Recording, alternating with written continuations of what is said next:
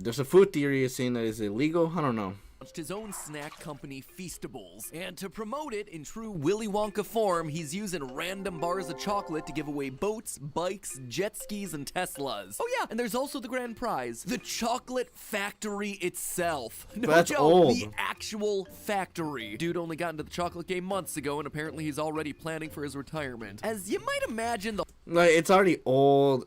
Obviously, I don't know how old this video is. Like, let me give it a check. It's a year old. Dude, this is a year old. Like, obviously, like, we've already seen the whole chocolate factory video where obviously, like, he did, like, end up selling the chocolate factory to someone, but he bought it out of them. So he gave them money instead of, like, giving them a whole ass chocolate factory, because the whole process of cleaning it and how it's gonna go, yeah. The whole thing has been wildly successful, with people online outright scalping the bars. So with only a few days left, But now to you enter see it in more, order to win and yourself people, an like, entire chocolate factory, they're getting don't it, resort but to no. this. I'm gonna tell you the real way to win.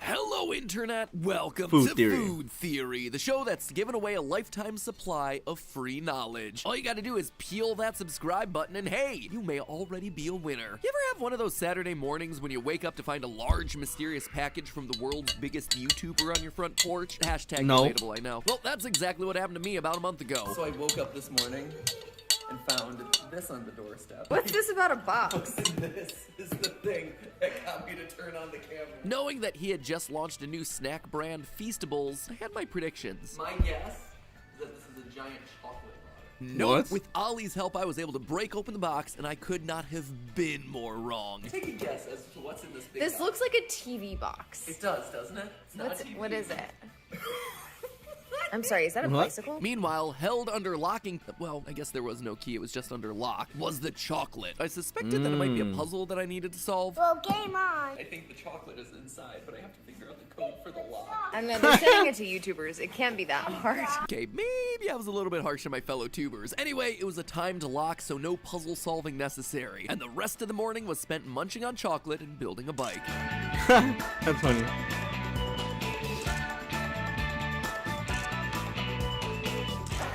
Thank you, Mr. Beast. Let's go! So that's how I first learned about Mr. Beast's newest business, but for the rest of the world, it came in the middle of an escape room challenge, where he leads them into a room ripped straight out of Willy Wonka. Gentlemen, welcome to the next level.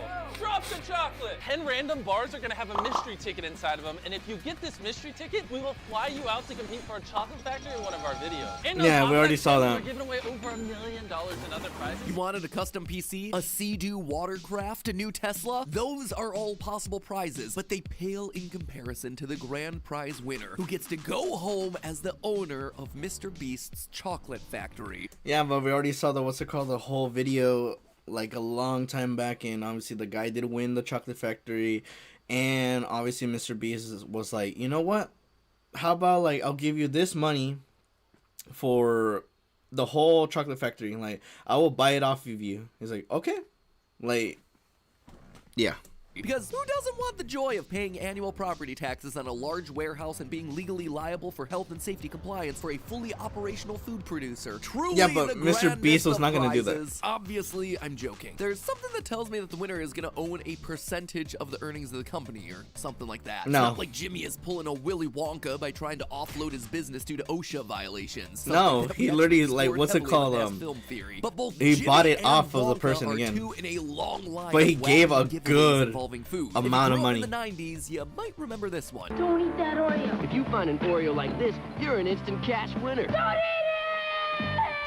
Excuse me, Oreos have a design? I never noticed as I inhale them whole like a hungry Kirby. And this isn't just a relic of the 80s and 90s. Oreos decided to celebrate their 110th birthday by doing basically the same thing Mr. Beast is doing right now. Certain Oreo products contain codes that you scan to win prizes like a dream vacation or a lifetime supply of Oreos. Last year, Red Lobster gave away 1 million rewards always thought, like, points to people that was, placing like- a to-go order. McDonald's Monopoly is That's a like yearly a, tradition with like, these you sorts of wouldn't win giveaways. anything. But the most famous, 'Cause it's, or like, perhaps so the most hard. infamous of all of them have to be the Coca-Cola Magic Cans from 1990. I mentioned this one briefly a few weeks back during our space-flavored Coca-Cola episode. Oh, but I got yeah, a lot the of Starlight. requests from you guys asking That thing for was more fire. details, so That was a here we fire are. Well, drink. modern giveaways have you scanning QR codes or looking for winning bottle caps. The Magic Cans were cans that looked like regular Coke cans, but were actually fitted with a spring-loaded mechanism that would eject a prize. Sometimes it was cash ranging from $1 to $500. Sometimes What? it was a coupon for vacations or merchandise, and What? sometimes the whole mechanism didn't work because, duh, this was an insane idea. Now, as you can probably figure out, a lot of the weight of a can of Coke is actually coming from the liquid inside of it. So, in order to make the prize cans indistinguishable from the regular cans, they filled a separate compartment in the cans with water. But it wasn't just any water. To make it clear that this was water that you should not be drinking, they also filled the can with ammonium sulfate, the same stuff that makes your stink bombs smell like farts. So you pop open your Magic Can and are greeted with the delightful smell of past gas. Nothing like the sweet smell of victory. Some of That's the cans funny. started to leak, and now you had yourself leaking fart gas water everywhere. As you can imagine, this promo stank. Anyway, mega corporations like Coca-Cola don't spend millions on over-engineered fart cans for the funsies. These sorts of giveaways exist for marketing. I And while didn't know Magic that. Cans may have fizzled, Mr. Beast's chocolate giveaway seems to have found the figurative and literal sweet spot. People are outright scalping these things, charging up to $15 for a single chocolate bar, and people are Damn. buying them, which honestly makes no sense since it's not like this is a limited quantity thing. No, Chocolate is it was still gonna keep on available going. via the official Feastables website for its normal price. What you doing, internet? For Oh, others, though, $3 it per seems bar. like the chocolate is merely a distraction, with people flocking to sites like eBay to sell Mr. Beast Feastables no codes, trying to unload the So basically, like, where I was getting like this whole like basis of like the fact that like people would go to like buying from scalpers is like because of the fact like they think that like, oh, it's sold out on what's it called, his website, I gotta find somewhere else to like try the chocolate bar because like everyone's raging about it. Because yes, like we all jump in like to trends. It's the same thing with TikTok. People jump into like trends of dancing or challenges or these other stuffs. It's just like that, basically. Like we had that chocolate after having mentality. already redeemed Of trying to their jump chance on for the a trend prize. To which I say, guys, before it's it's chocolate. late. What are you doing? You spend $3 on a lottery ticket to win, and then you throw away the best parts? But think about what I just said. $3 for a lottery ticket. We live in the United States, a country where it's illegal for private businesses to run lotteries. In fact, U.S. regulators have been cracking down on this sort of stuff since the 1970s. So what gives? This chocolate giveaway is gambling, right? You pay money for a chance to win a prize. Same thing with Coke's Magic Hands or Oreo giveaways or even the McDonald's Monopoly. It's the sort of thing that seems on paper like it should get dinged by the government. And Yeah, but like obviously like it's big corporations. When it's like a big corporation, it kind of like gets swept off the rug because obviously I won't go into deep dives, but I'll let you guys go with your own theories about like why. yet, like we just covered, food sweepstakes promotions like this have been going on for decades. Yeah. Is there some sort of special exemption for food? Is it because the lottery ticket is edible? Well, today we're looking at the legality of lotteries, which at first glance might seem like a random thing for us to cover here on Food Theory, but by the end, I'll be giving you your best and lowest calorie chance at winning Mr. Beast's chocolate factory. Let's have someone from the already Theory late. community take it home. Okay, so when it comes to legally defining gambling, there's a 3-point test. The first condition is having a prize. Something can't legally be considered gambling if there's no prize for winning. And this one kind of goes without saying. Anytime Mr. Beast is involved, there are definitely prizes at stake, and this is Yeah, like obviously like the amount of people that would go to like saying that, oh my gosh, I want to win it, I want to win it, I want to win it. It's all luck. It's all luck that it comes into this. That you don't know. Like you could win a major prize, you could win a what's it called, a small prize, or you could win nothing. It all just depends on luck. no exception, regardless of whether it's money, Teslas, or chocolate factories. So the second thing to define gambling is chance. That is, the outcome is randomly determined. That's this the means that a thing that I Mr. was talking Beast about. challenge based on skill, like an escape room or an endurance test of staying inside of a circle or trying to hit a target with a basketball while dropping it from a helicopter, do not count as gambling. Those are situations where you have control over the outcome based on your own abilities. They are You're doing your games own of skills. skill, not games of chance. Though, when you stop and think about it, dropping a basketball basketball from a helicopter into a basketball hoop, at a certain point it does actually amount to random chance. No amount of skill is actually helping you win that, right? Got so many variables, the odds basically amount to a lottery. Hey, Legal, can you do an episode about this? Where does skill end and chance begin when it comes to gambling? Because also, like, what about poker? Poker is a game of skill. I mean, yeah, you're paying to get in, and the cards are randomly given to you, but there's skill involved with winning a game of poker. The ultimate winner is not about who has the best cards, it's about who plays the cards the best. That's weird. Anyway, stepping out of the gray area here, games involving dice rolls, coin flips, spinning of roulette wheels, those are gonna be where gambling laws start to enter. Ditto for any game where you personally don't have the ability to influence the outcome of the game, like betting on sports. Throwing a basketball is considered a game of skill, but predicting which team is gonna win is a game of chance, since you're guessing on an event whose outcome you have no control over. And so again, the Mr. Beast Feastables challenge falls into this category. Unlike a lot of his other videos, winning this particular contest is simply a matter of buying a candy bar that happens to have it was the out of golden chance, ticket. basically. It is pure randomness, no different from the roll of a dice or the spin of a roulette wheel. In fact, if you actually enter a code, the Feastables website outright has a roulette wheel. It's not a real roulette wheel. Clearly it lands on no win, way more than the odds the wheel would allow, but just thought it was worth mentioning. So that's 2 strikes against That it, is but true. how does Mr. Beast's Feastable giveaway fare against test number 3? That would be consideration, i.e. that you're required to give up something of value in order to participate. If you're paying for an entry, then yeah, it's gambling. This means that all the giveaway challenges in Mr. Beast's videos aren't gambling. In his videos where he just randomly gives cash to strangers, yeah, he's giving away a prize. And yeah, the people don't have control over whether they win or not, but it's not gambling because those people don't have to pay to participate. In fact, in most cases, they didn't even know they were participating until Jimmy dumps money on them. But with Yeah, like it's also like there's a video that was surfacing around like saying that, or what's it called? Mr. Beast was like saying, "Oh, if you go to this Walmart and you buy some of my Feastables cookies, I will give you this amount of money." And it just happened out of random. Like some person was just like going around and they were like looking at what's it called, the section where the cookies were, and like saying, "Should I get it? Should I not? Should I not?" So then one person like grabs it, and there was already someone recording and saying, "Oh, so you're buying one of the Feastables of chocolate bars?" And it's like, "Yeah." "Oh, here's $10,000. What?" Like, yeah, to the people that were the first person that was gonna get cookies from here on this Walmart, you're gonna get 10K. I was like, damn, that's crazy. Feastables, it's different. The entire point is that you enter by paying money. Sure, you get a chocolate bar out of it, just like with McDonald's Monopoly and getting a large fry, or Yeah, I will go with the basis that I did freaking fall with this trap, saying that, damn, let's see if I could actually win something out of the Monopoly one. I remember that I would get this. I would get like the products that would give me like twice, cause like it's all a game. It's all a game, and it's gambling.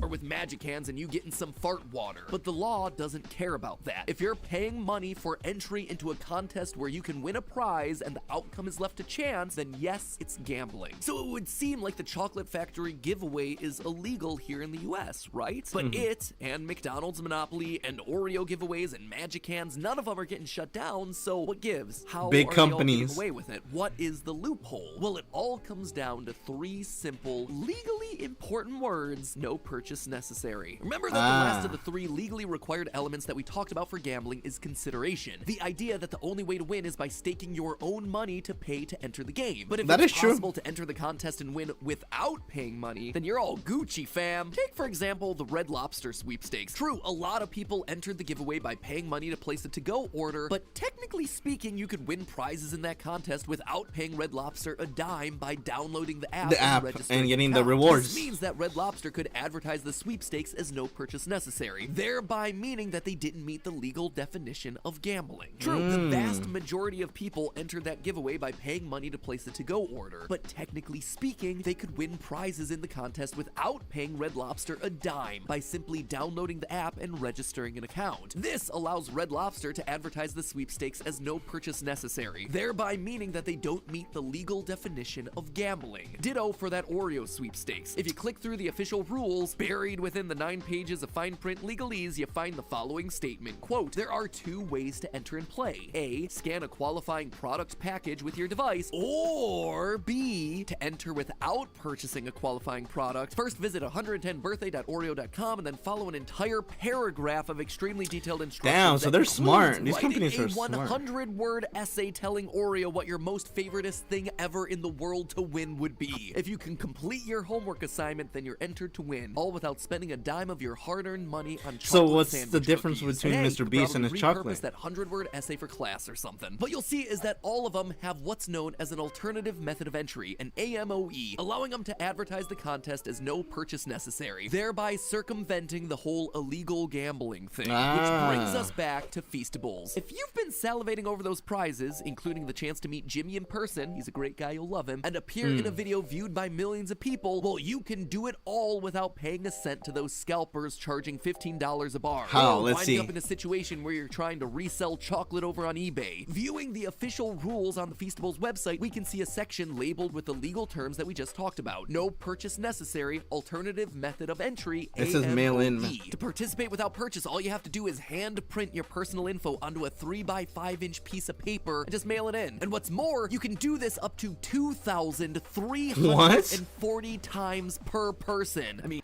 No way. There's actually people who actually did this to get like the chance to win, bro. Oh my gosh, dude. I'm assuming that mailman was probably pissed when they saw like 1,000 freaking letters of your whole name on there. Holy crap, dude. That person must have been pissed. that itself sounds like a Mr. Beast video in the making. I submitted 2,000 letters by hand to win a free chocolate factory. Now, mind you, this will be an endurance test to your penmanship, since in order to be eligible, each request has to be mailed separately in a hand-addressed envelope with no photocopied or mechanically reproduced entries. But hey, at least they're not requiring an essay. Seriously, get some friends together this weekend and do it. Well, some people are entering like at most 100 entries thanks to the hundreds of dollars on chocolate that they're buying. For a few hours of your time, you're gonna be submitting hundreds more entries for next to zero cost. No, Dude, but like I'm saying, like that mailman was gonna be pissed, like literally seeing all those freaking mails. They're like, dude, what is going on? Why is there so many letters going to Mr. Beast that has the handprint name? Why? Like, what the hell is this?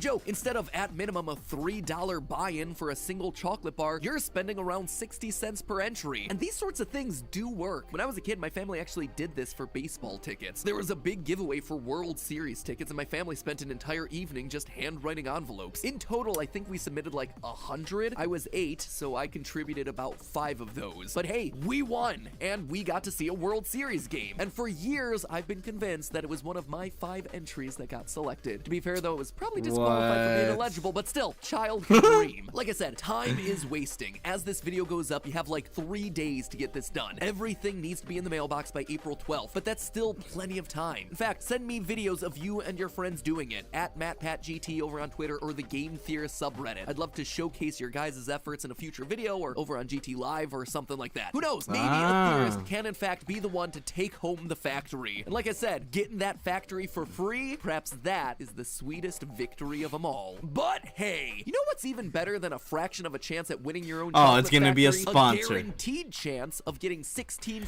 That's a sponsor, chocolate- sponsor. Just Awesome, the right- good stuff. Is Yeah, there- but I'm not getting paid for this Awesome. thing. The Woo, Fast Prep woo, company. woo, More time is woo, eat and enjoy. woo. Typo. Let's com go. Or No, meals no, person, no. or click the link in the Oh, that's it. description. Use the. Interesting.